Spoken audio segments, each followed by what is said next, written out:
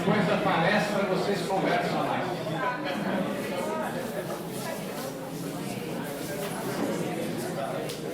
Muito bem, meus caros, é um prazer ter vocês aqui mais uma vez, nessa quinta-feira, né?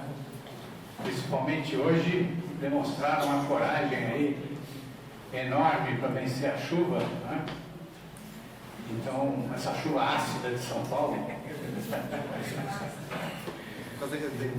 derretendo. Como eu sempre faço, só quero dizer para vocês que na próxima quinta-feira, né, o palestrante vai ser um estudante de Direito do Largo São Francisco, o Enrico Misasli. E o Enrico, ele também é assessor parlamentar na Assembleia Legislativa de São Paulo.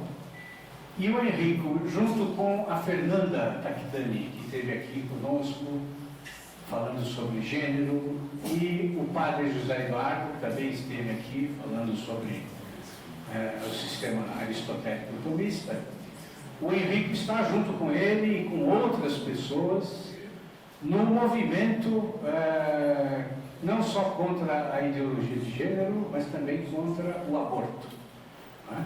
Então, na semana que vem, o Enrico vem nos falar sobre essa questão, a questão do aborto, né? Todas as implicações, tudo que está acontecendo no momento, como o movimento anti-aborto está se organizando, né? As formas de pressão que o governo e o Ministério da Saúde exercem, né?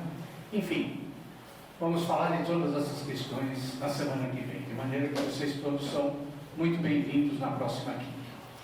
Bom, e hoje nós temos aqui a honra de ter conosco o Dr. Matheus Leme, né, que é um grande médico, formado pela USP, essa pessoa simpática que vocês estão vendo, mas ele não vem falar de medicina, né? Ele vem falar da outra especialidade dele, que é a vida e a obra do Chesterton, né?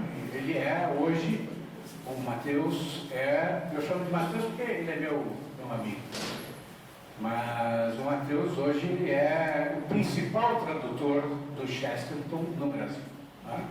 E no momento ele está traduzindo uma das melhores biografias que existem sobre o Chesterton, escrita por um grande crítico literário irlandês, né? O Joseph Pearce, inglês, né? Enfim, e ele está fazendo esse trabalho de tradução. É uma biografia maravilhosa. Quem puder ler, leia, porque eu já li, é uma biografia fantástica, é um trabalho admirável. E ele, então, no momento, está traduzindo essa biografia, que também é um estudo, não é só uma biografia, mas também é um estudo sobre a vida e a obra do Chesterton. De maneira que é um prazer ter você aqui, Matheus, muito obrigado, e o microfone é todo seu.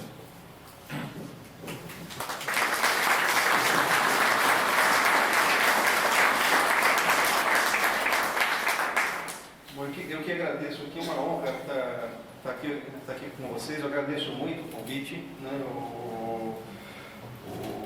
Agradeço primeiro ao Pablo que cedeu o espaço para nós, ao Rodrigo, né, que me honrou com esse convite, e a vocês que vieram aí para assistir, né, no meio da chuva. Então, mas é bom também, porque o Chesterton adorava a chuva também, né? Então, se não tem um pouquinho de sofrimento, não vale a pena, né? Eu me considero parte de um grupo muito seleto, né, que é honrado de fazer parte de um grupo muito seleto, que é o grupo dos amigos do Rodrigo, né?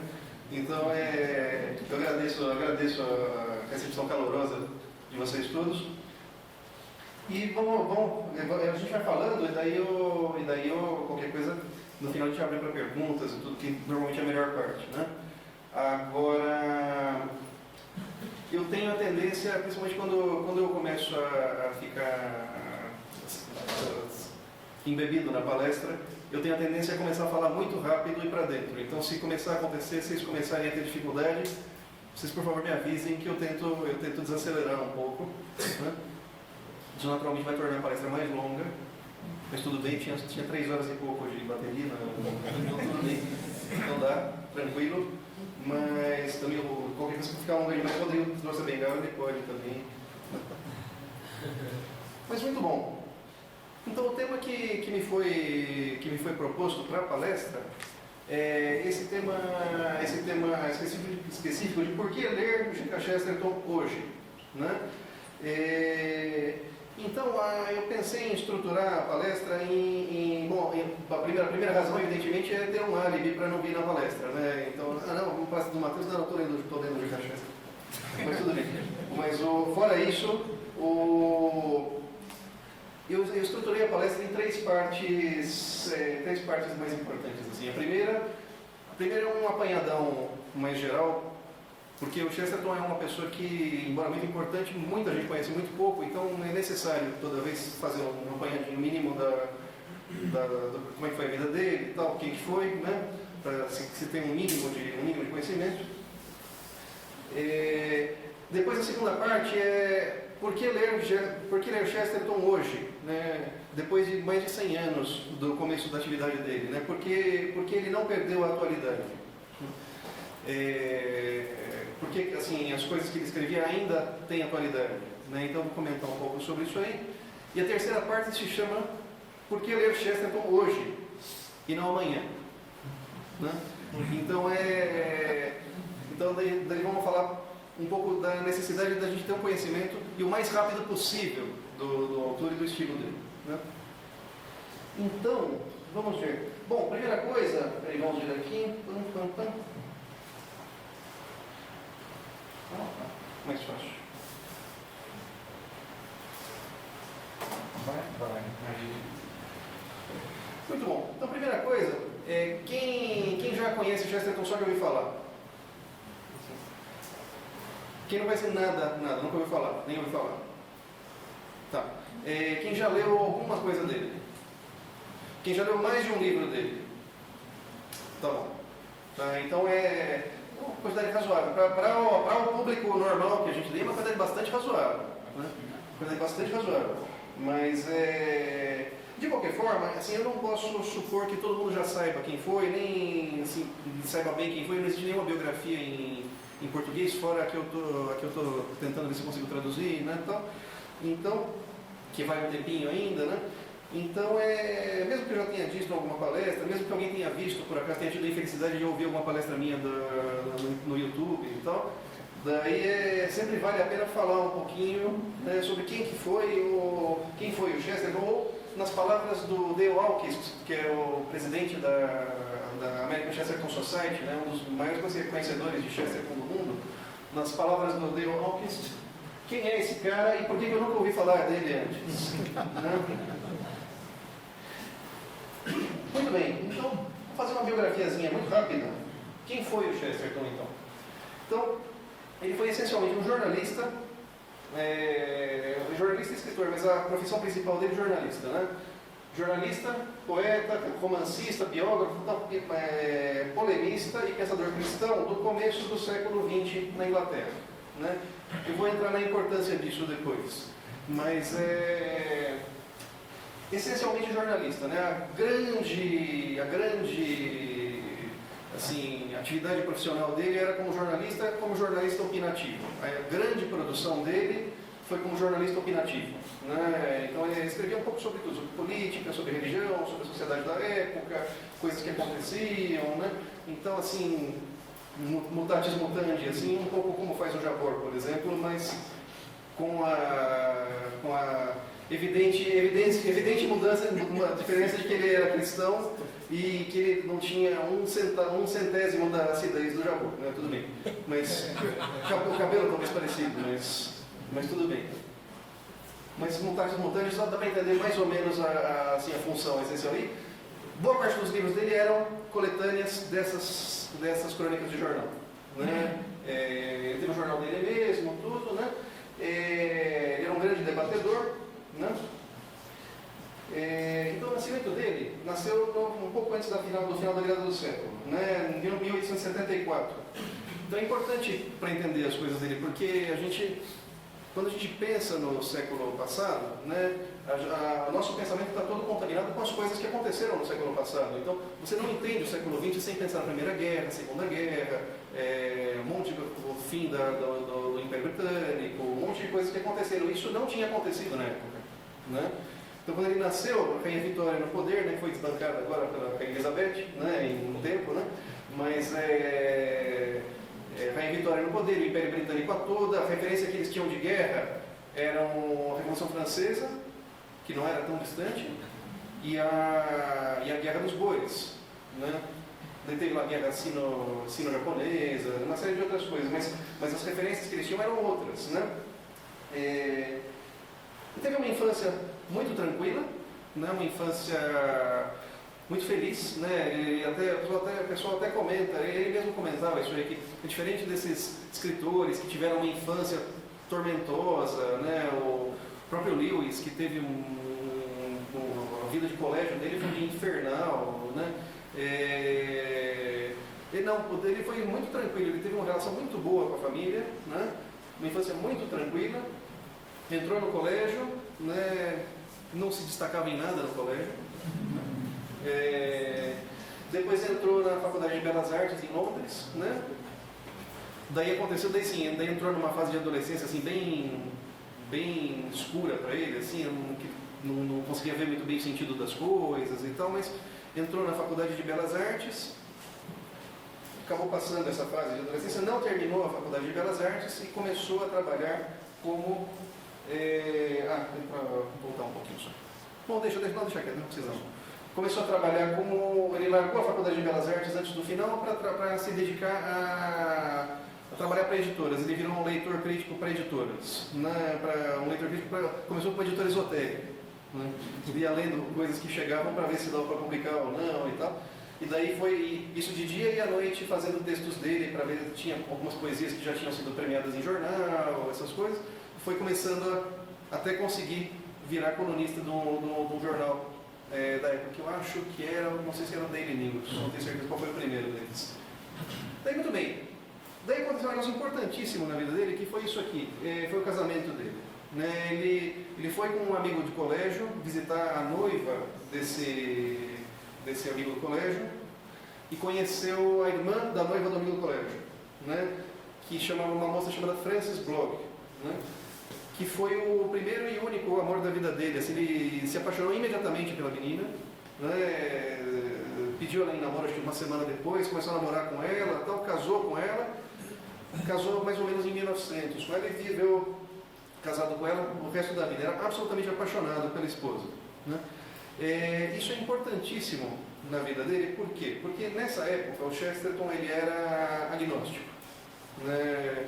Ele nasceu, foi batizado na igreja anglicana, os pais eram, o ambiente todo da época era muito agnóstico, né? Os pais eram anglicanos não praticantes, né? Daí, anglicanos nominalmente, mas eram agnósticos na prática, né? Daí ele teve uma infância nominalmente anglicana, mas na prática agnóstica, e o resultado é que na adolescência, nessa época assim, meio de incertezas e tudo, acabou do agnosticismo passando por um ateísmo prático, assim, talvez não declarado, mas um ateísmo prático bastante assim, que lhe causou bastante sofrimento, né? E o que acontece é que essa moça, a Frances, ela era anglicana praticante, ela era anglo-católica, que era uma coisa que era absolutamente chocante na época, não o fato de ser anglo-católica, mas o fato de ser alguma coisa, de não ser uma religião oriental maluca, aqui não sei das quantas, mas que era só o que se achava, mas ela era anglicana praticante. E isso foi um choque na vida dele, isso foi aproximando ele do cristianismo, né? A tal ponto que chegou um ponto que ele voltou a se converter ao anglicanismo, né? E ao anglicanismo anglo-católico, né? O anglicanismo mais próximo da High Church, né? O mais próximo da igreja, né? E de estudando isso e com amigos católicos que ele tinha e tal, no final das contas acabou se convertendo para o catolicismo, e a esposa dele, ele ultrapassou a esposa, converteu para o catolicismo, e a esposa acabou se convertendo um pouquinho depois também, né, para o catolicismo. Então, mas o ponto de virada aí foi a relação que ele teve com a esposa. Isso é importantíssimo, por isso que minha isso? Muito bem, se converteu em 1922. Né? Então ele casou com ela em 1901, se converteu em 22. E ela acho que em 26, uma coisa assim. Muito bem. O trabalho profissional dele, isso é o que eu estava comentando com vocês, o tipo de trabalho profissional. O essencial é artigos de jornal. Ele morreu mais ou menos cedo, ele teve uns 30, 35 anos de vida profissional. Nesse período, ele escreveu mais de 4.000 artigos. Escreveu muita coisa, muita coisa. Mais de 200 contos, muitas centenas de poemas, né? E 80 livros que uma parte deles são compilações de artigos e alguns não. Alguns são livros escritos do começo ao fim. Mas ele tinha uma quantidade de trabalho assim absurda. Uma das secretárias dele comenta que ela ficava espantada de ver ele trabalhando assim, que era uma cena espantosa, ver ele ditando um artigo para ela e escrevendo outro ao mesmo tempo, assim, né? Uma capacidade de trabalho assim assombrosa. Quer dizer, incrível, porque tem muito pouca coisa escrita dele, né? Quer dizer, um cara que trabalhou muito, né? Muito pouca gente conhece, né? Depois, ninguém conhece hoje em dia. Trabalhou pouco, produziu pouca coisa, né? Fez um livro na vida, né? Não, ele escreveu muitíssima coisa, né? Era um cara importante. Depois, além dessa produção literária, né? Ele teve um periódico próprio, ele teve um jornal próprio, que chamava DK's Weekly, né? Que ele mesmo publicava, que tinha uma circulação bastante razoável, semanal, né? Depois escreveu biografias de pessoas importantes da literatura inglesa, uma história da Inglaterra e tal, uma série de contos policiais e tal. E além disso, ele se tornou famoso como... aqui uma foto do jornal dele, né? Ele se tornou famoso como debatedor e palestrante, que era a grande paixão dele era o debate, né? Ele era apaixonado por debater. Desde o começo, ele e o irmão, né, ou eles ficavam lendo assim, e perdiam o horário da refeição, ou eles ficavam discutindo e perdiam o horário da refeição. Até as pessoas falam que eles discutiam por cima da mesa, assim, a tal ponto que, sobre qualquer coisa, até o ponto que as pessoas fugiam quando eles chegavam perto. Assim, eles discutiam o tempo todo. Mas por causa disso eles nunca brigaram. Eles discutiam o tempo todo, mas ficavam argumentando, nunca brigavam. Ele adorava debater. Então ele foi um grande debatedor. Ele foi chamado para debates públicos com agnósticos conhecidos. Tem uma história muito divertida de um debate que ele fez nos Estados Unidos, por exemplo, que no site da Chesterton Brasil tem um vídeo da simulação desse debate, um debate sobre a existência dos milagres, né? Que ele vai falando que sim, que não, e tal, o outro falando que não, que o Chesterton, que a gente confia só na ciência, e não sei o quê, e no meio do debate cai a luz e o microfone desliga, né? Então o sujeito senta lá, fica esperando resolver, e o Chesterton vai para frente assim. Bom, então vocês veem que a ciência não resolve tudo, né? Então ele tinha um timing muito grande, muito bom, né? Depois, ele fez alguns tours de palestras, né? Fez 2 tours pelos Estados Unidos, fez um tour pela Holanda de palestras e tal. Na época não tinha cinema, não tinha televisão, então a pessoa era um espetáculo, assim, a pessoa juntava no teatro para ver a palestra dele, né? Então, 2 tours, tal. No fim da vida ele chegou a fazer um programa de rádio para a BBC, né? Quer dizer, foi um cara importante, né? E morreu em 1934. Né? Morreu em 1934, relativamente novo, né? Teve uma insuficiência cardíaca, morreu relativamente novo na casa dele perto de Londres. Né? Morava numa cidadezinha, um pouco depois de casar ele mudou para uma cidadezinha perto de Londres e morou lá a vida inteira, né? Trabalhava lá também. E muito bem. Bom, então era um sujeito importante, né? A gente viu que escreveu um monte de coisas, escreveu coisas importantes, escreveu biografias, escreveu obras de apologética, escreveu poemas importantes. Bom, então era um cara desconhecido, né? Pô, a gente não ouve falar dele hoje, era um cara importante agora, que nem o Bach, que foi descoberto muitos anos depois, um cara importante agora. Não, ele era importante e reconhecido na época, né? Então, ele já era conhecido na época, era famoso. Quando ele chegou nos Estados Unidos para esse tour de palestras, por exemplo, foi recebido que os Beatles foram recebidos, assim, os jornalistas no Porto, multidão no Porto. A esposa dele comentou que ela nunca tinha percebido que ela era esposa de uma pessoa importante até, de fato, assim, até chegar lá nos Estados Unidos. E teve uma recepção, assim, fora do normal, assim. Fora do normal e fora do país dele, né? Era um cara conhecido, né? Depois, ele era conhecido no meio literário também, não é só pelo público, ele era conhecido no meio literário. Por exemplo, ele foi presidente da Dickens Society, né? Que na Inglaterra, a Dickens Society na Inglaterra era um pouco, sei lá, como se tivesse uma sociedade machadiana aqui e fosse presidente, né? Uma coisa grande. Depois ele foi presidente da Sociedade de Ficção Policial, né? Da qual participaram Conan Doyle, Agatha Christie, era um hobby dele. Depois, ele era conhecido pelo grande público também. Na Primeira Guerra, ele foi chamado, entre os literatos, ele foi chamado na Primeira Guerra, ele evidentemente não podia combater, né? Tinha um cara enorme, né, gordão e tal, né? Não tinha a menor condição de ir para o campo de batalha. Numa das palestras dele, é famosa essa história de que uma senhora, uma velhinha, se levantou e virou para ele assim: mas é uma vergonha que um rapaz como o senhor não esteja no campo de batalha com os nossos meninos e tal. Daí ele falou: se a senhora der a volta aqui, a senhora vai ver que eu estou, né? Um cara muito gordo, mas muito engraçado. Ele adorava brincar com o próprio tamanho, assim, né? Uma vez que ele não conseguia entrar no carro, por exemplo, falava: não, mas você entra de lado. Não, mas é que eu não tenho lado, né?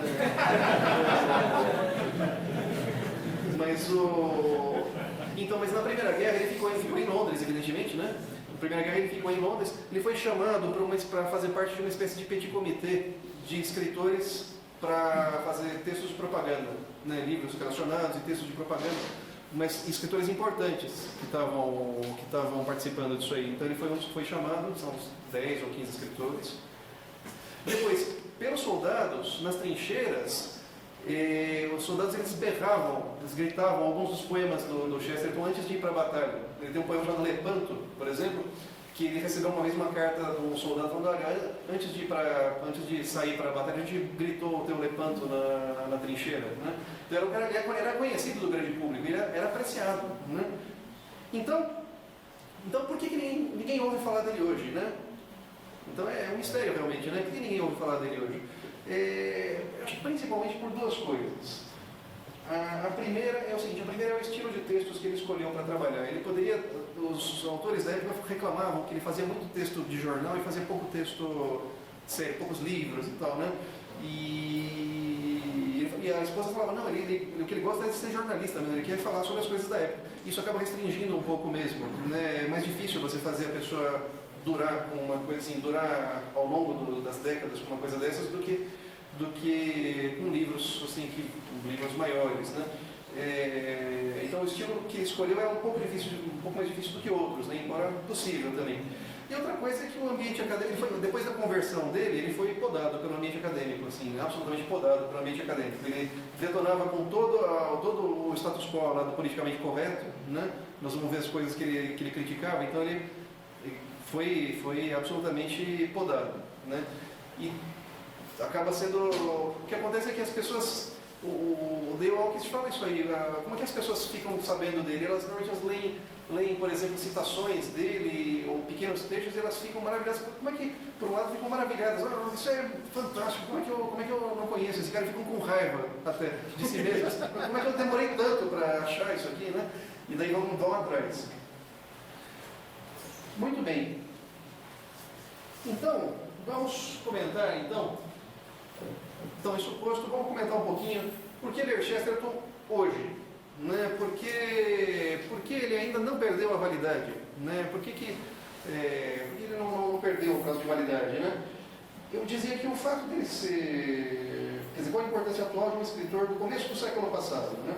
Eu dizia que o fato de ser jornalista, por um lado, às vezes tornava ele um pouquinho restrito para o momento em que ele escrevia. Isso é fato, isso torna um pouquinho difícil, inclusive, traduzir, porque você tem que cavucar mais para ver a realidade, para fazer notas de rodapé, isso dificulta um pouquinho a compreensão às vezes, né? Quando você está fora do ambiente em que a pessoa está escrevendo. Sei lá, foi escrever uma crônica citando Janot agora, tal, né? Sei lá, agora tudo bem, daqui a 10 anos tudo bem, daqui a 100 anos não sei, né? Então agora, ao mesmo tempo, também pelo fato de ser jornalista, isso permite que a gente veja a época com os olhos de uma pessoa que estava na época. Né? Então isso é interessante. Né? Isso é importante. Por que isso é importante? Vou mostrar para vocês. Quer dizer, a gente tem uma compreensão muito melhor, a gente vendo dessa distância, eu falava que a gente tem uma dificuldade de ver o começo do século como era. E quando a gente lê os textos dele, a gente tem esse insight. Né? Os olhos de um cronista. Né? Por que isso é importante? Né? Vocês têm ideia do que era Londres no começo do século XX? Né? Quantos de vocês assistiram Meia-Noite em Paris? Um filme interessante que fala, o cara é transportado de repente para a época de ouro, mais ou menos na mesma época, né? No começo do século, em Paris, das cidades assim que eram coisa da época assim, eram Paris por um lado, para as artes, estava em Londres também, né? Então, para vocês terem uma ideia do que era Londres no começo do século XX. Então, a gente tem essa linha do tempo aqui. Tá? Então, eu vou misturar áreas com bugalhos aqui, vou botar a gente de direita e esquerda e tal. Eu só quero mostrar o que estava acontecendo. Tá? Então, a gente tem aqui a linha do tempo de 1850 a 1950, Chesterton por aqui. Muita gente não ouviu falar do Chesterton, certo? Agora, vejam se vocês ouviram falar de algum desses aqui. Né? O Dickens, por exemplo. Né? Morreu um pouquinho antes um tio do Chesterton chegou a ser amigo do Dickens. Né? Depois o Marx, né? Em outra linha, mas estava em Londres. Estava em Londres, viveu boa parte do tempo em Londres, escreveu Capital em Londres. Né? Quer dizer, tudo bem, com todas as restrições e tal, mas era um cara importante também. Né? Todo mundo conhece, pelo menos. Mais que o Chesterton, eu acho, né? Muito mais. Depois, o Stevenson. Né? O Chesterton chegou a fazer uma biografia dele, o Stevenson. Né? A Ilha do Tesouro, né? O Médico e o Monstro, né? Captado. Né? Então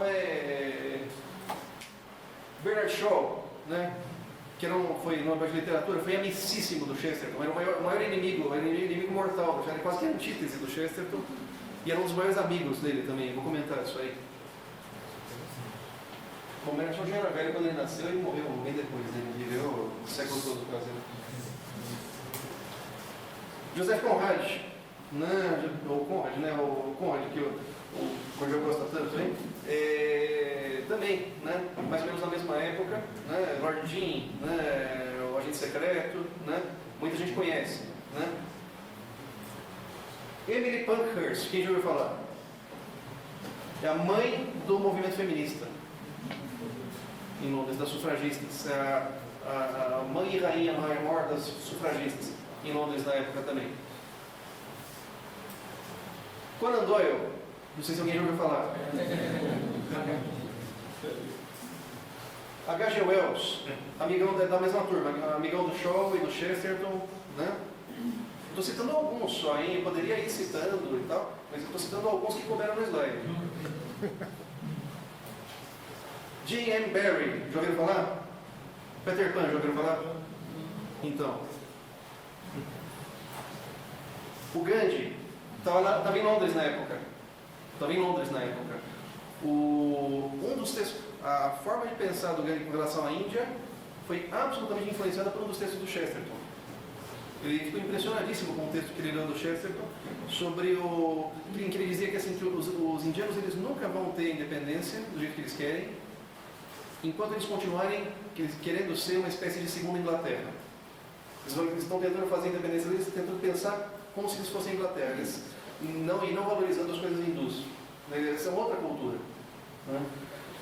O Churchill, né? Outra linha, mas também o Chesterton não chegou a ser amigo do Churchill, mas conviveu, teve jantares com o Churchill, tudo. T.S. Eliot, né, veio dos Estados Unidos e foi morar na Inglaterra, se naturalizou inglês, né, também, na mesma época. E nunca chegou a conhecer pessoalmente o Chesterton, mas se correspondiam. Tiveram um quebra-pau até depois. O Agatha Christie também, não sei se já ouviram falar. O C.S. Lewis, Né? Quem não tinha ouvido falar, agora com os filmes entrou super na moda e tal, né? O C.S. Lewis escreveu 300 milhões de coisas, né? Todas as Crônicas de Nárnia, Os Quatro Amores, o Cartas do Diabo ao Seu Sobrinho e tal, né? O Tolkien, né? O Lewis e o Tolkien, pra gente irmãos, assim, né? Huxley, né? Admirável Mundo Novo, mesma época, completamente diferente de cabeça, mesma época. George Orwell, também, mesma coisa. George Orwell foi lançado num jornal do Chesterton. Sem o Chesterton conhecê-lo, ele foi lançado no jornal do Chesterton. Um texto dele apareceu pela primeira vez no jornal do Chesterton. Quer dizer, isso é o que coube no slide, né? Vocês acham que é pouca coisa? Eu tirei um monte de gente, hein? Eu não comentei, por exemplo, que na mesma época estava o Freud, por exemplo, que não estava na Inglaterra, mas estava por ali. Né? O Chesterton desceu sarrafo no Freud umas vezes. O Kafka foi influenciado pelo Chesterton. Ele leu o Chesterton, quem lê um cara desses, vê um cara que foi feliz, que é feliz, né? Então não sou de Londres, tá? Então o Kafka está fora, tirei o Freud e tal. Mas, por exemplo, por volta dessa época, aqui, um pouquinho antes de 1900, publicação do terceiro, em Londres, publicação do terceiro e último volume do Capital, que deu o nome ao livro todo. Né? Então, tudo bem, é uma desgraça, mas é importante, estava lá. Depois, não, desculpa, eu me enganei. Aqui foi o Capital, ali, fundação da Sociedade Fabiana. Importantíssimo também, importante pelo show e pelas coisas. Quer dizer, o que existe de socialismo hoje em dia e que contaminou todo o século é o socialismo fabiano. Esse socialismo de comunismo, de fazer revolução, então isso aí é autolimitado. Isso é. Quem não sabe o que é a Sociedade Fabiana? Então, beleza. Então, pro registro, né, quer dizer, é um grupo que se propunha introduzir o socialismo na sociedade, comendo pelas beiradas. Né, quer dizer, imbuindo a cultura de princípios socialistas, então, não por uma revolução, mas minando a cultura aos poucos com ideias socialistas. Do ponto de vista de estratégia, é muito mais inteligente, é o que funcionou, tanto que nós estamos infectados com essa porcaria até hoje. Né? Depois, ainda dentro da época do Chesterton, Primeira Guerra, que para a Inglaterra foi um negócio muito mais importante do que a Segunda Guerra. Primeira Guerra, pouquíssimas famílias na Inglaterra não tinham parentes próximos que morreram, muitos amigos do Chesterton morreram, né? Porque foi praticamente uma guerra da Inglaterra com a Alemanha. Né? Quer dizer, teve as outras potências, mas a Inglaterra sofreu muito com a Primeira Guerra. Né? Tudo bem? Então, quer dizer, é bastante coisa, mas o que eu quero dizer com isso? Quer dizer, ele é um cronista dessa época. Né? Londres, na época, era o olho do furacão cultural. Né? Então, se você tem uma visão local do que está acontecendo, é uma visão privilegiada. Né? Então, quando ele começa a discutir com o Shaw, por exemplo, e detona com os fabianos e não sei o que, ou elogia o Stevenson, fala de coisas que aconteceram, são coisas da época. Ele era amigo pessoal do Shaw, do H.G. Wells, né? É uma visão bastante rica do que aconteceu. Né?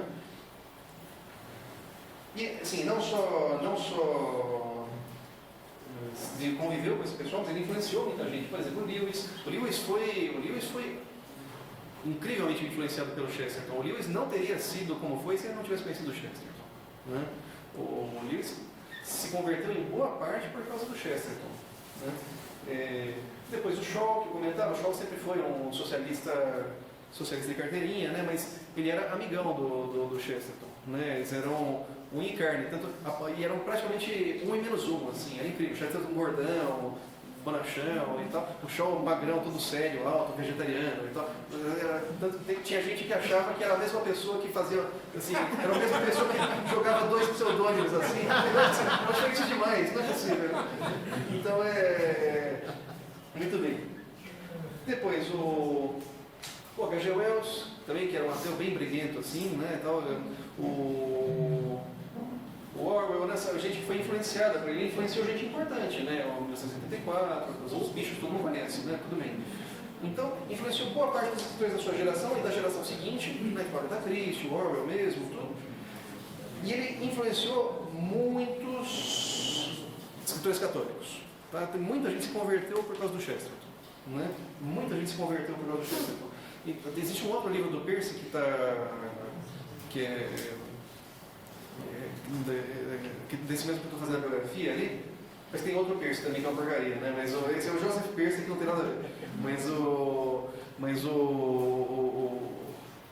Peirce que fez essa biografia que eu estou traduzindo, ele fez uma outra, ele é especialista em escritores convertidos, ele é convertido mesmo, ele era neonazista e se converteu ao catolicismo e virou escritor. Quer dizer, era secretário do partido neonazista, né? Em inglês, mas ele se converteu e tal. Daí mas ele tem um livro que se chama Escritores Conversos, né, que ele fala só sobre escritores que se converteram. E é impressionante, porque assim, um dos primeiros capítulos é sobre o Chesterton, e praticamente todos os outros capítulos, em algum momento, tem uma referência ao Chesterton. Então, Graham Greene, Evelyn Vogue, Sassoon, né, um monte deles ali, né? Então meu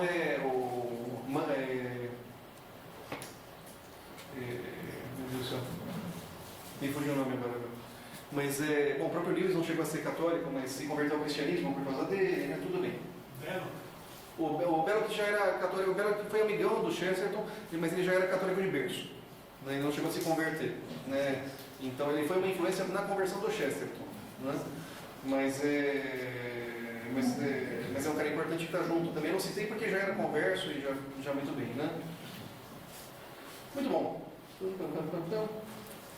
Bom, só a quantidade de gente importante que foi influenciada por ele já vale ler, já faz valer a pena ler. Bom, tinha esquecido de falar no começo que aconteça o que acontecer durante a palestra, vale a pena ler o Chesterton. Mas depois, olha, também é interessante, outra coisa interessante, assim, típico da humildade do Chesterton, é que ele mesmo, no começo de um dos livros dele, que é o Considerando Todas as Coisas, que é um dos que eu traduzi, ele comenta isso aí, que assim, esse livro não vai durar. Esse livro ele vai durar 20 minutos mais do que as ideias que ele ataca. Então é um livro que está destinado ao fracasso. A única coisa que pode melhorar esse livro é dinamite, né? Então e o que acontece? O livro foi relançado com sucesso pela Eclésia, em tradução minha, 115 anos depois, né? Então, por que isso acontece, né? O que acontece é que, assim, ele diz que as ideias que ele está atacando vão sumir e que em seguida o livro dele vai sumir, né? Vai perder a validade. Só que as coisas que ele comenta são coisas que ele achava que eram coisas da época, mas são coisas absolutamente atuais, né? Não perderam a validade. Quer dizer, por exemplo, então eu vou dar alguns exemplos, tirados principalmente desse Considerando Todas as Coisas. Temas, assim, da época que ele comenta, né? Temas da época que ele comenta. Por exemplo, uma coisa que era da época, né, que não sei se ainda tem validade, mas que é o financiamento político, por exemplo, né? Então ele comenta, na época, ele fala sobre o segredo na política, né? Sobre o segredo, por que os parlamentares fazem segredo sobre o dinheiro que eles recebem, né? Então ele fala que tem 3 tipos de segredos legítimos, né? O segredo que você guarda porque você vai revelar depois, que nem numa história policial, né? Que é um segredo assim meio para fazer uma surpresa, né? Depois o segredo sobre coisas que são muito íntimas da pessoa, que a gente não sai falando, porque no fundo todo mundo sabe, né? Mas são coisas que não se sai falando porque fazem parte da intimidade das pessoas, né? Como por exemplo, homossexo, por exemplo, essas coisas. São coisas que todo mundo conhece, né? E muito bem. Então não se fala porque não é necessário. E o terceiro tipo de segredo, que as pessoas não falarem, é que são aquelas realidades que você nem, sei lá, você está passando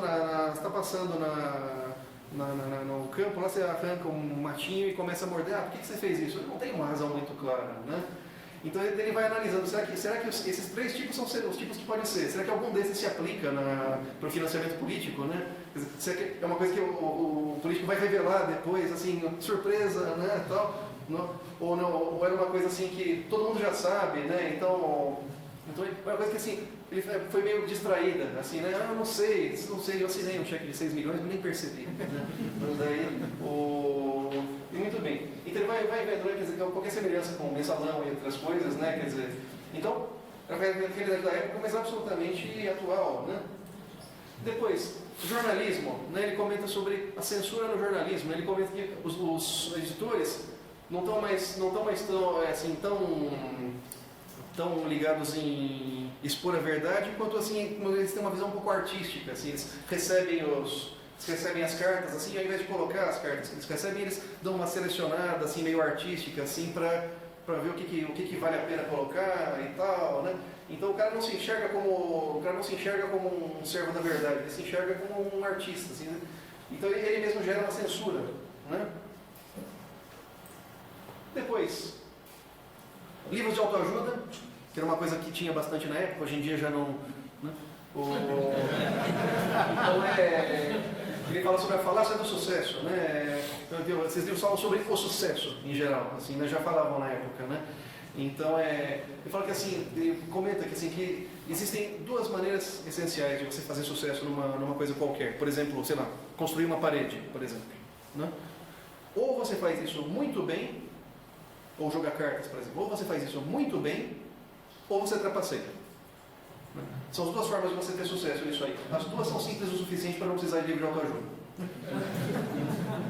Então é interessante. Depois, outra coisa é sobre ficar deitado na cama. É um conto sensacional dele, é uma crônica sensacional dele, que ele fala que ficar deitado na cama seria a experiência suprema, assim, de felicidade se você tivesse um lápis de cor suficiente para desenhar no teto, assim, o suficiente para desenhar no teto. Mas ele vai comentando que um pouco desse culto à saúde, né? Quer dizer que as pessoas elas vão transformando-se de levantar cedo, assim, vai ganhando levantar cedo e a saúde vai ganhando assim uma conotação quase que moral, né?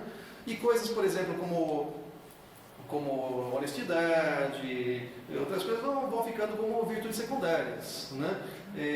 Então por exemplo, assim, eu sei que tem muita gente que gosta do Olavo, né? E eu, embora seja um admirador do Olavo, eu não conheço assim, o suficiente para me meter a citá-lo, né? Agora, eu queria comentar com vocês, por exemplo, o aspecto que mais me impressiona no Olavo, que é o seguinte: como é que um sujeito consegue fumar do jeito que ele fuma e viver nos Estados Unidos ao mesmo tempo? É uma proeza. É uma proeza. Não sei se vocês já foram para os Estados Unidos, mas se você tirar a roupa na rua, ou se você acender um cigarro na rua atualmente nos Estados Unidos, o cara que está acendendo um cigarro vai ser abordado primeiro. Eles são muito chatos, mas quer dizer, sim, eu sou pneumologista, não tenho nada a favor do cigarro. Mas assim, do ponto de vista, não tem nada errado do ponto de vista moral. Né? Quer dizer, na medida em que não tira a capacidade da pessoa de autocontrole e tomar decisões, então não se torna uma coisa assim que sobrepuja a capacidade da pessoa de raciocínio e tal. É uma coisa que moralmente é neutra, né? Muito mais neutra do que o cara mentir, por exemplo, né? Que é considerado uma coisa secundária, hoje em dia é uma mentirinha, né? Então precisa... São coisas atuais, né? Hoje em dia, né? Culto à saúde, já tinha na época também, né? Depois a dignidade da mulher, né? Quer dizer, começou o movimento feminista, o Chesterton tinha altos paus com as feministas, porque ele falava que assim, o que elas querem o que elas estão querendo assim, é igualdade, total. Ele tinha uma verdadeira veneração pelas mulheres, assim, né? Então ele falava, vocês vão rebaixar elas se vocês colocarem elas como iguais, né? Elas ficavam loucas da vida, né? Tem outras coisas assim, o lado poético das contrariedades, né? O alfabeto fonético, por exemplo, é o que teve um movimento de facilitar a língua, né? De facilitar, tornar a língua assim, se começar a escrever como se fala, né? E com isso se perde toda a raiz das palavras, né? E o Shaw era um defensor disso aí, o Chesterton desce o cacete nisso aí. Depois o erro da imparcialidade, né? Por exemplo, que ele comenta o primeiro julgamento que tentaram fazer com que os jurados, o júri, o corpo de jurados, eles não podiam ter uma opinião sobre o assunto, eles ficaram isolados do caso. Foi um caso de um assassinato que teve nos Estados Unidos, foi o primeiro exemplo de júri imparcial, né? Que eles não podiam ter nenhuma opinião sobre o assunto. Mas ele fala, mas assim, não é isso que precisa. Se o cara não tem nenhuma opinião, é mais fácil pegar um índio lá e o cara botar o cara para jogar. Ele tem que ter uma opinião, né? O que acontece é que ele tem que ter uma opinião e tem que estar disposto a mudar a opinião de acordo com as evidências que ele vê, né? Mas formar uma opinião é uma consequência da exposição aos fatos. Vai lá. Muito bem. Muito bem. Isso colocado, então a gente viu que é um cara importante, é um cara conhecido, é um cara desconhecido, mas ele não perdeu a atualidade, né? Quer dizer, então o que eu queria comentar finalmente é por que ler o Chesterton então hoje e não amanhã? Né? Qual que é a urgência que a gente tem em ler o Chesterton? Né? Primeiro, assim, ele é muito bom. Ele tem um estilo dele extraordinário, ele é muito legal. A pessoa dele é ele é uma pessoa com um estilo, assim, um tom humano, um humor fantásticos, assim, né? É uma forma leve de argumentar, assim, ele tem algumas coisas que fazem muita falta hoje, né? Que, por exemplo, capacidade de argumentar com bom senso. Por exemplo, uma pessoa, ao invés dele entrar na briga e discutir e tal, ele dá uma jogada de bom senso, assim, que quebra a perna do oponente, assim, mas de uma forma assim, muito simpática, né? Depois, ele é um excelente exemplo de um escritor cristão que defende os seus ideais e defende a fé sem ser piegas. Ele defende as coisas que ele acredita sem ser piegas. Isso é muito importante, é muito legal, porque a gente cai totalmente não fala nada, melhor não falar nada de religião, porque senão você é taxado de religioso, ou então eu faço um comentário do evangelho, então não dá, né? Então, não, ele era uma pessoa normal, né? E que escrevia com normalidade sobre o que ele acreditava, né? Então, vou dar dois exemplos, por exemplo, esse aqui é tirado do Homem Eterno, que saiu agora, um exemplo de argumentação, né? Que ele comenta aqui, olha, hoje em dia todos os nossos romances e jornais estão repletos de inúmeras alusões a um personagem popular chamado de Homem das Cavernas. Né? Todo mundo já viu, né? Parece ser alguém bastante familiar para nós, e não apenas como personalidade pública, mas também na vida privada. Sua psicologia é levada a sério na ficção psicológica e na psiquiatria. Até onde eu consigo compreender, sua principal ocupação na vida era espancar sua mulher. Ou então tratar as mulheres em geral como o que acredito que no mundo dos filmes é conhecido como o porrete. Nunca consegui encontrar evidências para essa ideia, e não sei em quais diários ou averbações de divórcio pré-históricas ela se baseia. Então ele vai seguindo, vai falando. Esse é do Homem das Cavernas, ele manda ver, ele vai falando sobre os desenhos nas cavernas. Então tinha um sentido religioso. Eu não sei se tinha um sentido religioso, né? Pode ser que não tivesse, pode ser que tivesse. A única coisa que eu sei é que eram desenhos de bichos, né? Pode ser que fosse um playground pré-histórico que as professoras desenharam os bichos, né? Pode ser qualquer coisa, né? O que não dá é para fazer inferências assim, né? Então, por bom senso, né? Por bom senso, de forma simpática. Outra é uma defesa que ele fez do catolicismo. Outro exemplo que eu vou dar é esse aqui. Esse aqui é do Homem Eterno e o próximo é do jornal, do Dick Whitley.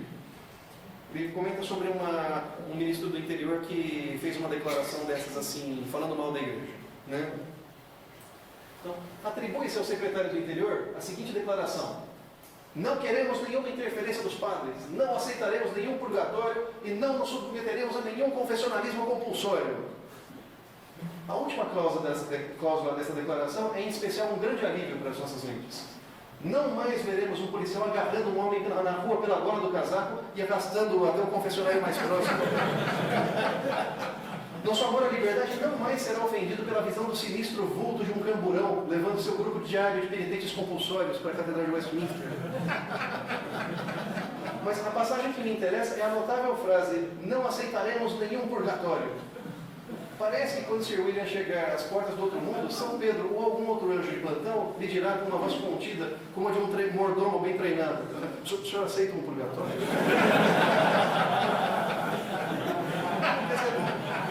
Super bom, mas já dá para ver o estilo dele, dá para ver o estilo dele nisso aí, né? Quer dizer, é uma coisa leve e vai na raiz, né? Ele vai no ponto, né?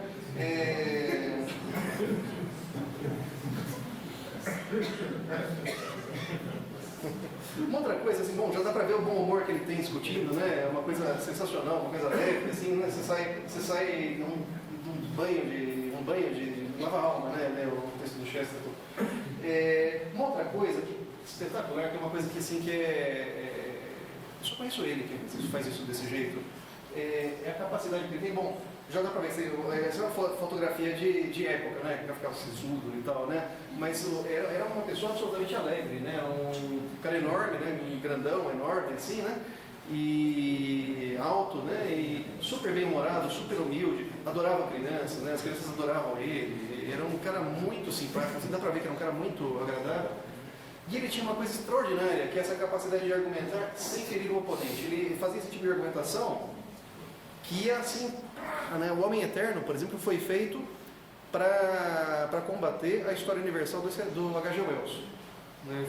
Foi escrito para responder a história universal do H.G. Wells, né? Que era uma coisa completamente assim, esses fatalistas e coisa, tal. Já era um ateuzão briguento, sabe? Duas pessoas, o Belloc e o Chesterton. O Belloc fez uma campanha de artigos detonando o Belloc, que era um cara católico de berço e era um briguento de carteirinha. E os quatro eram amigos, né? O Chesterton, o Shaw, o Belloc e o H.G. Wells, né? Eram amigos de se frequentar a casa mesmo, assim, amigos íntimos, né? E nunca concordavam em nada, né? O Belloc brigando, o Belloc era briguento também, tanto que por causa disso azedou a relação entre o Belloc e o H.G. Wells. O Belloc era um cara que fez muitos inimigos, ele criticava, ia no oponente mesmo, né? E o Chesterton não, o Chesterton conseguiu passar anos assim, discutindo e discordando de tudo que dizia o H.G. Wells, de tudo que dizia o Shaw, e mantendo-se super amigo deles. Assim, é uma capacidade assim invejável. Eu não conheço ninguém que seja capaz disso nesse grau. É uma coisa assim, uma coisa maravilhosa mesmo. Talvez o Lewis e o Tolkien. Mas o Lewis não ataca, ele ataca com a filosofia em geral. Né? O Tolkien é fantasia, né? Tudo bem. Mas o Lewis ele fala de uma filosofia em geral, ele não fala pessoalmente, o Chester não fala pessoalmente das pessoas. Em Hereges, ele fez um livro chamado Hereges, por exemplo, que é o objetivo, o Hereges assim, são as pessoas que discordam dele. Né? Ele vai falando por que ele discorda de cada uma dessas pessoas, é um livro para bater. Então, e ele comenta do Shaw, por exemplo, então, não, o Sr. Shaw não me interessa como um dos homens mais honestos que existe. Né? Né? Ele me interessa como um herege, quer dizer, uma pessoa que discorda, uma pessoa cujas ideias são muito firmes, muito bem fundamentadas e muito erradas. Ele fala direto com relação às pessoas, mas sem ferir. Né? Isso é interessante. Deixa eu só ver aqui. Não se perdermos. Então, por exemplo, aqui por exemplo a gente tem aqui o Shaw, o Belloc, um debate público que fizeram o Shaw, o Belloc e o Chesterton, né? Só pela cara dá pra ver a diferença. Quem é o briguento da história? O Shaw e o Chesterton numa boa aqui e o Belloc se preparando. O Belloc, além de naturalmente já um pouquinho amargo, assim, ele perdeu a esposa muito cedo e perdeu o filho na guerra em seguida. Então ele ficou realmente amargurado muito tempo. Né? Ele vive viajando também depois. Oi? Ele vai viajar um tempo. Quem? O Belloc vai, logo depois que a esposa morre, ele vai viajar para Roma e volta e fica um tempo fora. Ele era bom historiador, né? Ele era melhor historiador do que o Chesterton. O Chesterton era melhor como argumentador, assim, né? Ele era amicíssimo, assim, um encarno. Mas, de fato, ele era mais, o estilo era um pouquinho mais ácido, assim, né? Então, o que chama atenção, assim, né? Olha, esse bom humor dele, assim, que é um autor essencialmente feliz. Isso é quem chama atenção, né? Isso é importante. Né? É um cara que extravasa a felicidade pelos textos. Não é uma pessoa que, o Lewis comenta isso aí, não é uma pessoa que escreve e depois vai enfiando piadas no texto, que nem se fossem frutas secas num panetone, assim, é uma coisa artificial. Ele é uma pessoa essencialmente feliz, né, e que transborda a felicidade pelos textos. É um cara bem casado, um cara muito bem resolvido na vida, né, um cara que então, ele tem uma segurança que pouca gente tem, ele nunca perde o rebolado.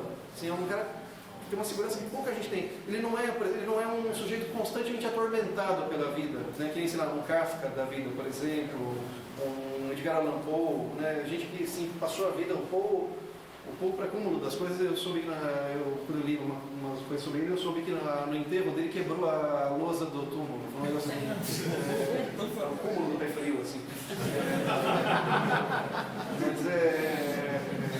Mas o que acontece? Isso é importante por quê? Né? Porque dá para ver o exemplo nesses textos que a gente viu. O que acontece é assim, a gente tenta ver as coisas com bom senso, que percebe assim, tem todo esse clima do politicamente correto, que a gente fica tentando, então ideologia, que quer dizer, o pessoal acha que ideologia é a mesma coisa que convicção, o pessoal que acha que socialismo é a mesma coisa que se preocupa nos pobres, que igualdade e liberdade tudo é a mesma coisa. O pessoal está tudo com as ideias confusas, ninguém sabe de onde a origem que radical e xiita e intolerante é a mesma coisa, né? Quer dizer, são coisas que têm raízes diferentes, são coisas que têm significados diferentes. O que acontece? O pessoal que tem uma pegada mais assim, um pouco mais para conservadora, para direita, que tenta ter um pouco mais de cabeça, qual que é o grande perigo que existe nesse pessoal? É azedar.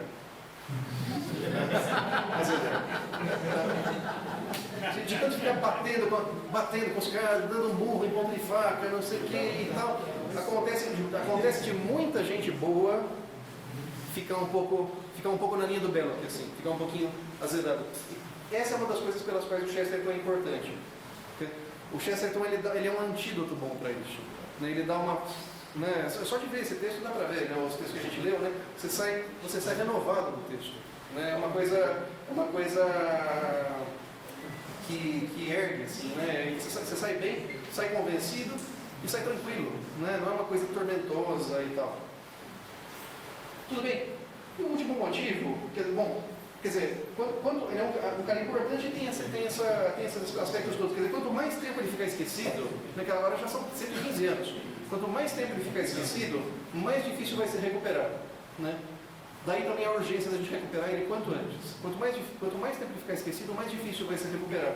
E tanto pior para a cultura e para a sociedade. É urgente a gente recuperá-lo. Quanto antes ele for recuperado, melhor.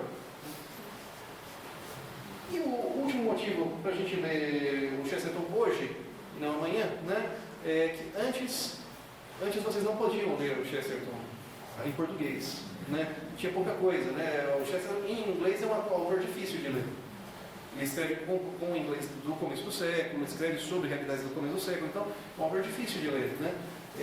E tinha pouquíssima coisa, só tinha... O que tinha? Faz 10 anos, o que tinha do Chesterton em português? Tinha ortodoxia, Padre Brown, você achava em Seco, e Homem que Foi Quinta-feira. Barbárie de Berlim se achava, se garimpasse bem achava, pouca coisa. Tinha uma tradução muito ruim do Homem Eterno. Eu descobri que tinha uma que o Corção traduziu alguma coisa lá também. Acho que foi a Barbárie de Berlim. Mas pouca coisa. Você achava, você ia num sebo normal, assim, de bairro. Se desse sorte, você achava um Padre Brown e Homem que Foi Quinta-feira. Só. Ortodoxia, algum sebo com especialidade em religião, ali e tal, você achava, né, tal, mas ali, né? Então você não achava. E o que acontece é que agora começou a ter livro disponível, né? Então, quer dizer, o que tinha? Tinha só então, coisa de apologética e história policial, né? E assim, o grosso do Chesterton e uma das partes mais gostosas do Chesterton são esses textos do dia a dia que ele ia fazendo, né? Isso é diferente, ele escreve muitos textos diferentes. O grosso dele e o bom dele são os ensaios também, né? Então, antes não tinha, agora a gente tem, né? Então, quer dizer, um cara, quando ele for recuperado melhor, né? A gente tem biografias de santos, por exemplo. Tem o São Francisco de Assis, que foi relançado pela Eclésia. São Tomás eu ouvi que estava para ser relançado, deve estar saindo aí, quentinho por aí, deve estar saindo logo. Biografias de São Tomás, estão saindo separadas, tá? São duas biografias boas, no estilo dele. Quer dizer, você não espere fatos, assim, não é um cara super desorganizado de cabeça, não espere grandes fatos, mas ele entra muito bem no espírito do São Francisco de São Tomás, né? Bom, o Homem Eterno, a Eclésia acabou de, no ano passado, ela republicou, né? Hereges, que foi o primeiro dessa linha nova que se publicado, Ortodoxia na sequência, né? Depois eles publicaram a autobiografia dele, né? Se vocês conseguirem aguentar, eu não recomendo. Recomendo ver primeiro a biografia do Percy. É mais legal. Tem mais... dá para entender melhor. Depois o Homem que Foi Quinta-feira. Depois os livros de crônicas, né? Os livros de crônicas que foram traduzidos aí, né? Que são 4, na verdade, né? O Rivalidades, considerando todas as coisas, e o Defensor de Tipos Variados, que são 2 juntos. Né? Tem a série toda do Padre Brown, dá para achar. Né? Quem consegue ler em inglês, muito bem, mas o problema é que muita gente não consegue ler. Sim, você perde muita coisa. Não é que é um inglês simples, é um inglês pesado. Então, se a pessoa consegue, muito bem, mas se não consegue, fica restrito mesmo, né? Ok? Então, o que é importante? Porque assim, a gente tem que ler coisas boas, né? A vida é curta demais para ler livros ruins, né? Então o Chesterton ele tem que entrar na lista, né? É essencial que ele entre na lista. É um autor que vale muito a pena de leitura. Pessoal, então aqui, bom, com isso aqui me encerro aqui, né? Então eu queria agradecer de novo para vocês. E daí a gente, se tiver tempo, a gente abre para perguntas aí.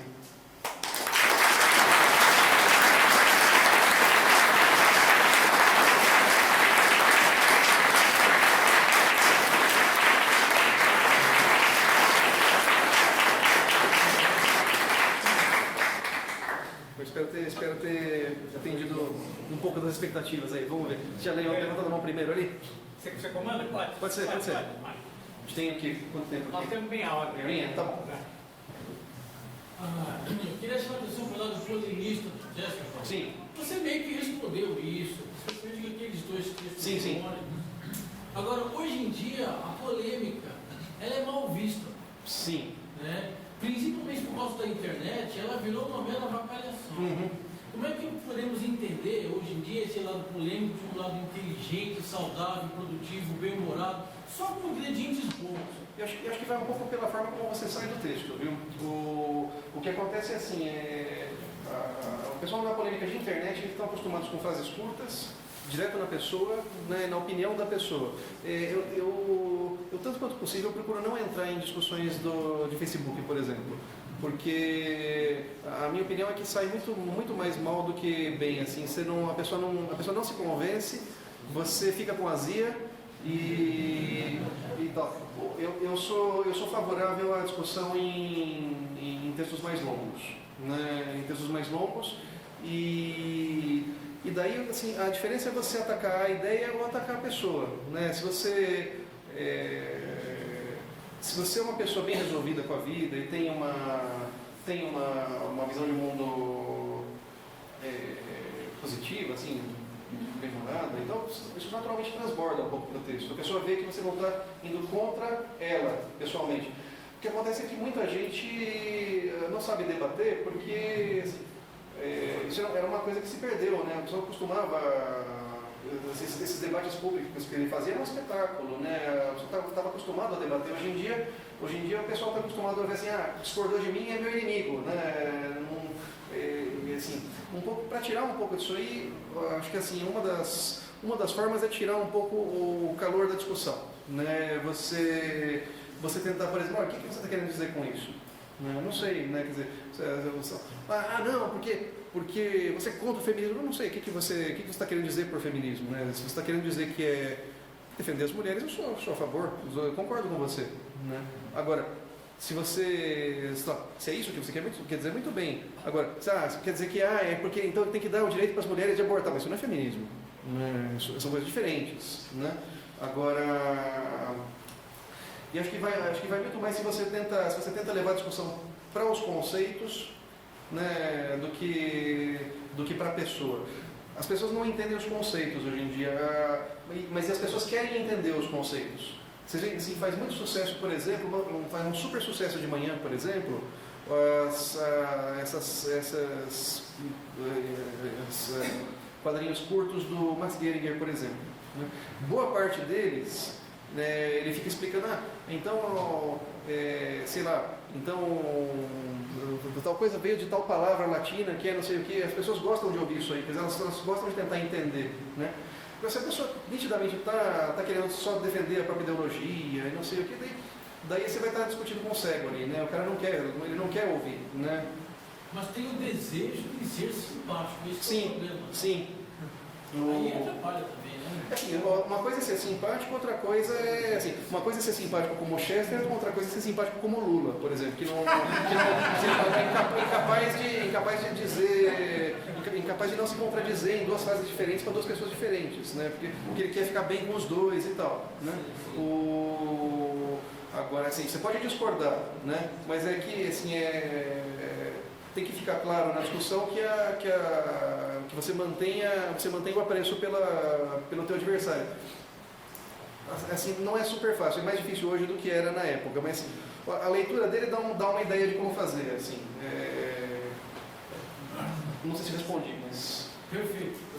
Diga lá. Eu queria perguntar sobre a formação filosófica. Eu sei que o Chester tem um livro sobre Tomás de Aquino, Sim. comenta a filosofia de Tomás de Aquino. Sim. Então eu queria perguntar as leituras filosóficas que ele fez em geral, se ele era autodidata. Ele era autodidata. Ele era autodidata. Quer dizer, a formação cultural da época era infinitamente superior à nossa formação escolar atual. Né? Então, quer dizer, mesmo entre agnósticos, eles estudavam grego, né? Eles tinham, no colégio dele, eles tinham uma Bíblia em grego para estudar, né? Quer dizer, foi uma formação filosófica muito melhor do que a nossa, e ele foi para a área humanas, ele se formou em Belas Artes, teve uma exposição cultural grande. A amizade dele com o Belo que também supriu uma parte do desconhecimento histórico que ele tinha. O Belo que deu um insight histórico bom para ele também. Agora, ele tinha muito de autodidática mesmo, viu? Não era um scholar, tanto que assim, a forma como ele escreveu o Tomás de Aquino era desesperadora. Para quem foi estudioso mesmo do Tomás de Aquino, a forma como ele escrevia era desesperadora, né? Ele terminava o trabalho do dia assim, faltava uma meia hora assim, para o jantar. E daí ele virava para a secretária dele, então vamos fazer um pouquinho do tom hoje agora. Ele pediu uma pilha de livros sobre São Tomás, né? A secretária foi na biblioteca, buscou uma pilha de livros sobre São Tomás, né? Ele pegou, deu uma folhada, devolveu, e daí editou o livro inteiro. Então, assim, tem algumas inexatidões históricas, tudo, né? Mas tem um grande scholar do São Tomás, por exemplo, que ficava assim, todas as coisas. Eu passei a vida inteira estudando São Tomás e não consegui entender ele tão bem quanto esse cara, né? Quer dizer, ele entrou muito bem na cabeça do São Tomás, né? Eu achei um pouco por aí, mas não tinha assim, educação formal, isso aí não tinha, não. Eu acho que vale a pena um comentário que até faz um link com a palestra da semana passada, que é a questão do Rafa, né? Isso. Tá. Da primeira infância do Chester e a relação que ele tinha com as histórias infantis, Sim. com os contos de fadas. Sim, ele foi um apaixonado por... E por que eu estou falando isso? Porque assim, eu estudo o Lewis e também pego um pouco disso do Lewis, mas sobretudo porque eu tenho feito isso na escola. Eu sou professor do ensino médio. Por exemplo, ontem eu estava lendo um capítulo do Pequeno Príncipe com os alunos do primeiro ano do ensino médio, falando de filosofia, lendo o Pequeno Príncipe. Então a gente leu um capítulo que é o capítulo do acendedor de lampiões, que ele fica acendendo, bom dia, acende, apaga, tal. E aí o Pequeno Príncipe fala, posso te ajudar e tal, ó. Você vai andando assim, aí o planeta vai virando, você fica, se você não quiser ter que ficar apagando toda hora, ele falou assim, mas não vai adiantar muito, porque o que eu gosto mesmo é de dormir. E quando eu li isso na sala, uma aluna falou assim, sou eu isso aí, eu adoro dormir. Então quer dizer, a questão da imaginação, então eu acho que faz toda a diferença na argumentação do Chesterton, do próprio Lewis, né? Essa relação que eles tiveram com a literatura infantil e com essa coisa do senso comum. Sim. Ele comenta em muitos lugares, comenta em ortodoxia, comenta em várias crônicas, né, que a importância que tem, que os contos de fadas, as histórias infantis têm um aspecto moral importante, quer dizer, todos eles têm regras e coisas, quer dizer, então a menina ela pode ir no baile, mas ela tem que estar de volta na 12ª badalada, quer dizer, tem uma série de coisas que ele vai tirando, isso aí é interessante mesmo. Acho que tinha um lá atrás, diga lá. Uma pequena comparação com o estilo dele do Olavo de Carvalho. Tá. O Chesterton ele recomenda assim, não bater muito, assim, não virar inimigo assim, logo de cara. Comparando isso com o Olavo de Carvalho, até a década de 90, ele tentava assim, debater com algo rebelo, vários outros universitários. Só que assim, aí conforme foi para os Estados Unidos, ele parece que ele deu uma revoltada assim. Uma relação no ar assim. Não tem amigos comunistas. O Olavo, com todas todas as virtudes que tem esse pequeno defeito de que às vezes ele é um pouquinho amargo na apresentação. Ele era mais ou menos um Chester. Mas ele foi muito influenciado pelo Chester, ele agradece mais uma vez. Como eu falei, eu não conheço o suficiente para citá-lo, né? Mas eu sei que ele reconhece a importância do Chesterton na formação dele e tudo, né? Os estilos não precisam ser iguais, também a pessoa não precisa ser uma cópia do Chesterton também, né? O Olavo tem um estilo que funciona para ele, né? Eu acho que assim, também o estilo tem que se adaptar à personalidade da pessoa, né? Eu acho que assim, se para ele funciona bem, ele tem muita gente que admira e muito bem, né? Mas o contexto é totalmente diferente. Sim. Né? O nível dos debatedores. Sim. Quer dizer, não, dá para entender que irrite um pouco, né? A pessoa está preparada para debater com um cara com um nível cultural muito melhor e tem que ficar o tempo todo. Esse ponto talvez não seja um pouco mais anacrônico, assim, esse estilo de festa, porque assim, a intelectualidade baixou muito, e eles, com essa revolução assim, gramsciana, de infiltração dos espaços, eles estão jogando muito sujo. Assim, é como a gente está ainda numa luta de boxe sem luva e eles estão com uma luva com uma ferradura. Mas é por isso que vale a pena. Mas é por isso que vale a pena. Acho que é por isso que vale a pena ler, viu? Não para você pegar os argumentos dele. Entendeu? Os argumentos podem ser argumentos mais de época, mas e nem para copiar o estilo nem nada, mas para um pouco para perceber que essas coisas assim elas têm uma importância relativa também, viu? Assim, um pouco de bom senso, várias coisas dessas o Chesterton dava uma risada e resolvia a coisa, sabe? Então quer dizer, um pouco assim, a pessoa vai, até que uma hora ela cai no ridículo, se ela cai na noção do ridículo, e muito bem, ele solta, né? Porque se não acontece isso, pessoas excelentes com uma super boa vontade vão se enfornando assim, numa certa amargura, assim, e muito bem. Não digo que a pessoa tem que ser igual mesmo ao Chesterton, mas eu acho que assim, ele é uma exposição interessante, ele dá um balanço interessante para o raciocínio. Vamos ver, que atrás daí vai subindo. Dá alguns fatores assim, facilitam um pouquinho a leitura do Homem que foi quinta-feira. O Homem que foi quinta-feira. Existe uma palestra muito boa na internet do Henrique Elfes, comentando O Homem que foi quinta-feira especificamente. É um livro difícil, né? É um livro. Os romances dele todos são bastante assim, simbólicos e tal, mas no fundo, quer dizer, os dias da semana são os dias da criação e tal, né? Eu recomendaria, tem uma palestra bastante profunda sobre O Homem que foi quinta-feira, pelo Henrique Elfes no YouTube. Se vocês procurarem, vale a pena. Ele comenta sobre todo o contexto, e é uma palestra longa, uns 40 minutos, uma hora, e fala especificamente sobre O Homem que foi quinta-feira. Mas não é uma pessoa pega para ler, acha que não tem um livro fácil, no começo é tranquilo, não é um livro muito fácil não, ele é bastante metafísico no final. Né? Em geral, os romances dele eles ficam bastante metafísicos no final, viu? A Esfera e a Cruz também, tem vários assim. Né? A Esfera e a Cruz é muito interessante, são dois caras que ficam, um ateu e um católico, que ficam tentando duelar por uma questão de honra e de fé e não sei das quantas, e eles não conseguem, a coisa não vai dando certo, sabe? Eles vão tentando duelar num lugar, mas daí dá tudo errado, daí eles vão para outro lugar, daí o mar sobe e eles não conseguem, eles vão tentando de um lugar para o outro, assim, mas daí no final tem um fecho lá mais metafísico, né? O que mais você está dizendo lá?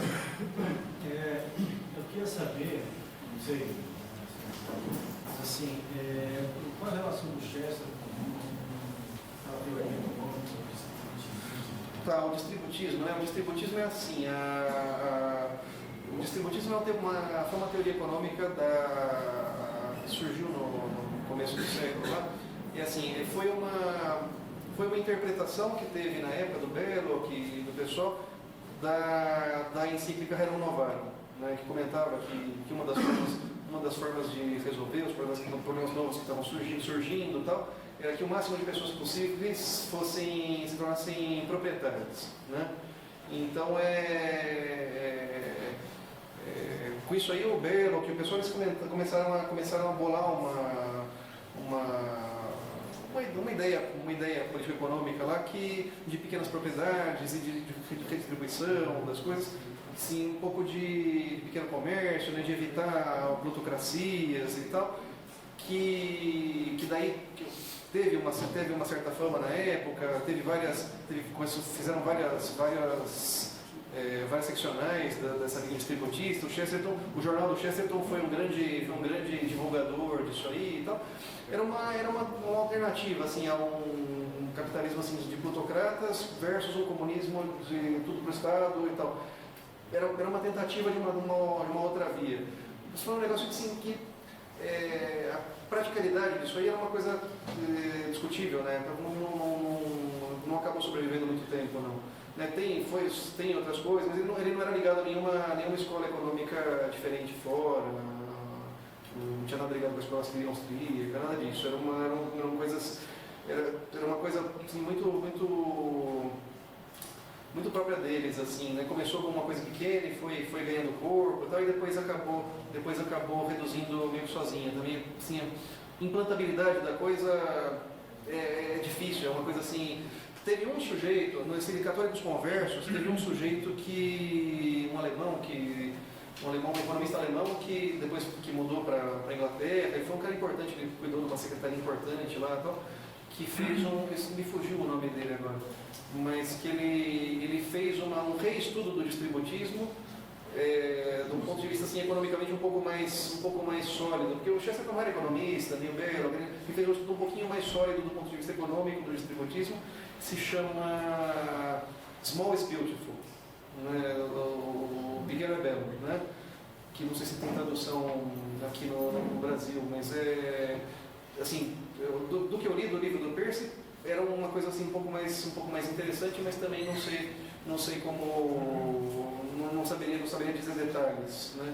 O livro é Small is Beautiful, quer dizer, a economia como se as pessoas importassem, né? Baseada assim na importância da pessoa, assim, né?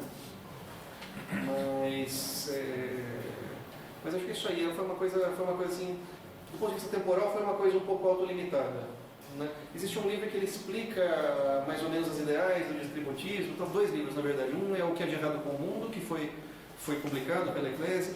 Eu pessoalmente não adorei a tradução, tentei ler, é um livro difícil de ler, né? Tem sim, insights sensacionais, mas é um livro no geral difícil de ler.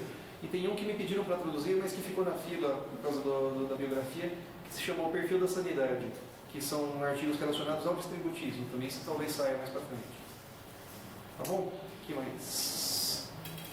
Eu tô te enrolando aqui, você tá na fila aqui, não pode falar. Tá bom. Pergunta simples. O Chester teve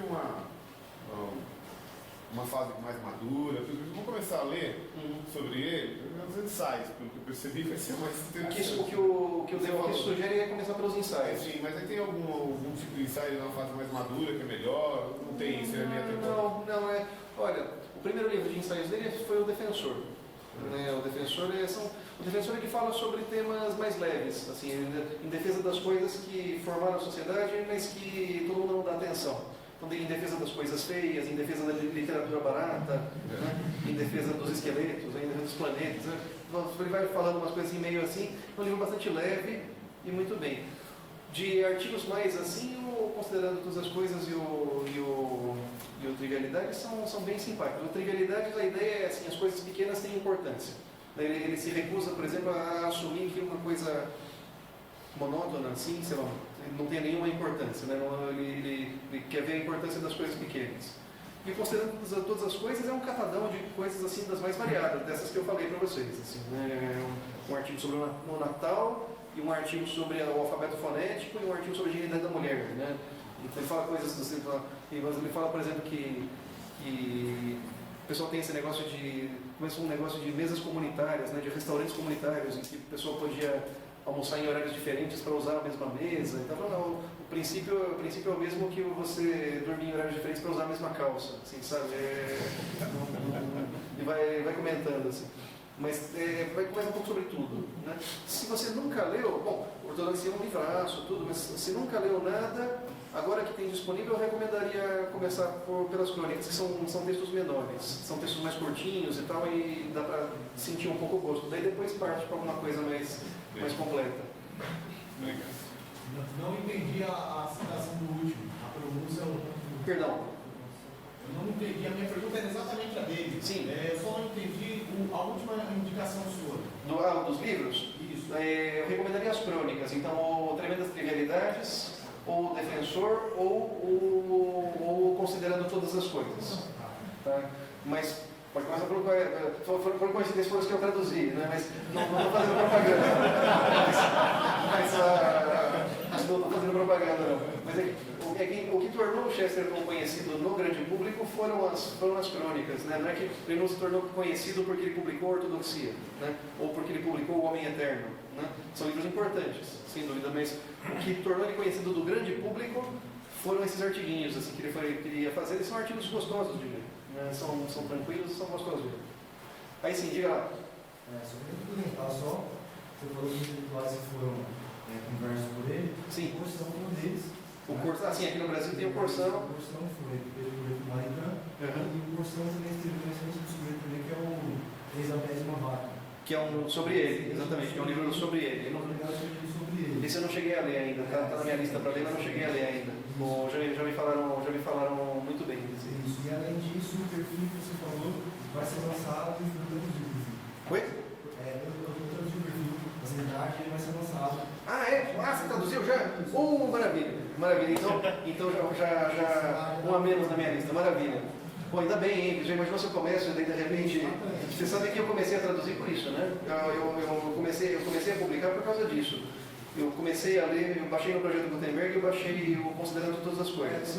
Daí eu, isso aqui é demais, mas é demais, não é possível, eu preciso traduzir isso aqui. Daí eu traduzi uns 2 ou 3, né? Daí consegui publicar um deles no site da Quadrante. E daí estava lá, traduzindo um com o outro, tinha uns 3, 4, assim, e daí de repente eu estava andando pela Livraria Cultura e eu vi lá, Hereges, né? Daí, saiu um livro do Chesterton, daí fui ver, a tradução tá boa, né? Um monte de nota de rodapé, né? Daí a primeira coisa que eu fiz foi escrever para a editora, né? Olha, escuta, pelo amor de Deus, eu tenho alguns que eu estou traduzindo aqui. Se vocês já tiverem gente traduzindo, vocês me avisam que eu paro, né? Daí disse, não, pode mandar, né? Daí mandei e tudo bem. Não, é meu primeiro também. Excelente. Já mandou para alguém? Oi? Você mandou para alguém? Oi? Então beleza. Excelente. Depois eu faço propaganda, então elas são muito melhor que os outros de... Muito bom. Qual que é o seu nome? Legal, muito bom. Vou comprar depois, hein? Boa noite. Oi. É o seguinte, eu estava lendo no livro do historiador, eu li o livro do historiador Paul Johnson sobre o darwinismo social, e lá ele faz uma pequena alusão a Chesterton. Porque lá o historiador ele vai falando como o darwinismo social ficou grande parte do mundo, uma série de coisas abomináveis que saiu dali. Só que o Paul Johnson ele fala que o único lugar que o darwinismo social não chegou na sua total plenitude foi o Império Britânico por causa do Chesterton. Só que ele não diz como. Não sei se... E assim, saber mais detalhes. Não sei se ele teve esse poder todo de impedir que chegasse. Ele diz que é um dos mais realmente não saberia dizer, porque foge um pouco da minha área. Poderia falar mais da parte médica dele, mas essa parte histórica eu não conseguiria dizer. Agora, o que eu sei é que tem, assim, ele influenciou gente que não tinha nada a ver com ele também, né? Por exemplo, uma pessoa que foi influenciada por ele que se lamentou profundamente quando ele morreu. Foi um dos líderes do movimento New Age nos Estados Unidos. Uma coisa assim, absolutamente nada a ver. Assim. Pois é, eu falo assim, não, eu discordo de tudo que ele fala com relação ao catolicismo e não sei das quantas, mas era uma pessoa que tinha uma visão muito interessante das coisas e tal. Então, ele influenciou muita gente de forma que é difícil de ver, eu não sei, teria que ser alguém com um conhecimento melhor de história e da evolução do darwinismo social para conseguir responder isso aí, eu realmente não saberia dizer. É que o Wells era um grande divulgador do darwinismo. Sim, então... Grande divulgador. E ele foi Foi rebatido pelo Homem Eterno. É que assim, a longo prazo a história universal do Wells fez muito mais sucesso do que o Homem Eterno, né? Mas de fato ele deu uma resposta bastante razoável, assim, de bom senso e tal. É que é um livro pesado, tá? Eu pus esse trecho, mas não é um livro fácil de ler, o Homem Eterno, não, viu? O Hereges também, né? O Hereges não é um livro tão fácil também. O artigo sobre o Wells é uma paulada. E o Wells ele era muito brigão, viu? O Wells é incrível que o Chesterton tenha conseguido se manter amigo do Wells. Porque o Wells era um cara desses que assim, era a versão até do livro, do Belloc. Eles eram, o cara discordava dele. Tanto que ele falava que assim, se ele comentava, se alguma vez eu for para o céu, se é que existe céu e se é que eu vou querer ir para lá, se alguma vez eu for para o céu, talvez eu possa entrar se eu disser que eu sou amigo do Chester. Então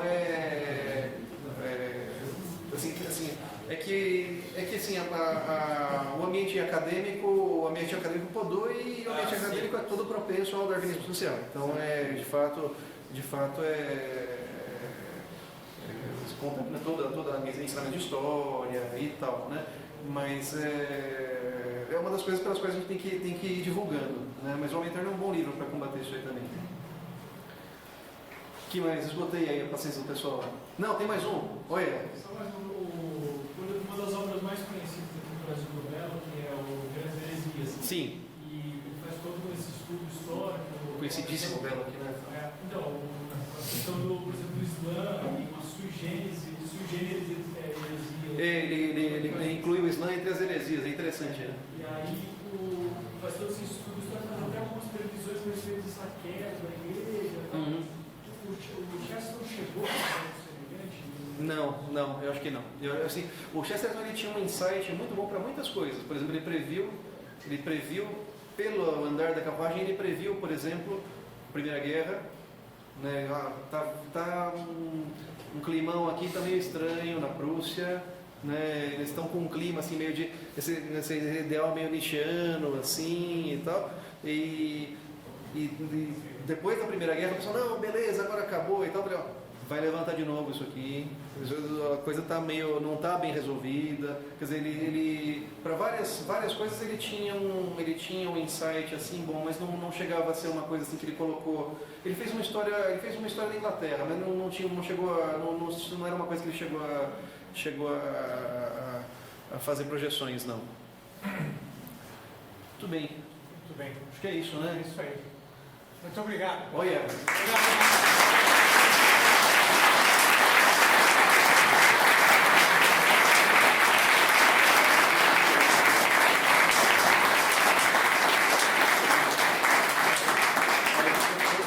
Eu agradeço aí a paciência, mas não me jogaram nada, hein? Eu te agradeço a paciência de todos aí, estou à disposição se precisarem, hein?